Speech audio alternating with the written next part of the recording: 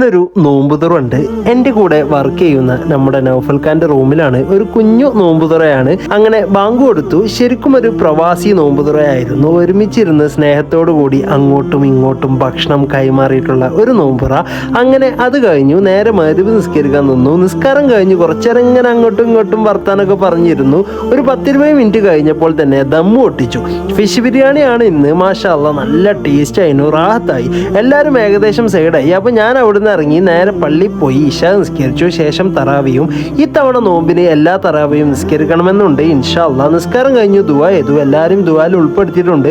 ഫാമിലിക്കും ഫ്രണ്ട്സിനെയും കുടുംബക്കാരെയും അയൽവാസികളെയും ഈ കാണുന്ന നിങ്ങളെയും എന്നെ സപ്പോർട്ട് ചെയ്യുന്ന സ്നേഹിക്കുന്ന എൻ്റെ സബ്സ്ക്രൈബേഴ്സിനോട് തിരിച്ച് ഞാൻ എൻ്റെ സ്നേഹം കാണിക്കണ്ടേ ഇൻഷാ അല്ലാഹ്. പടച്ചോൻ എല്ലാവരുടെയും ജീവിതത്തിൽ ബർക്കത്തും ആയുസ്സും തരട്ടെ, ആമീൻ. അപ്പം എൻ്റെ വീഡിയോ ഇഷ്ടപ്പെട്ടെന്ന് വിചാരിക്കുന്നു. ഇഷ്ടപ്പെട്ട് കഴിഞ്ഞാൽ ഒന്ന് സബ്സ്ക്രൈബ് ചെയ്യൂ.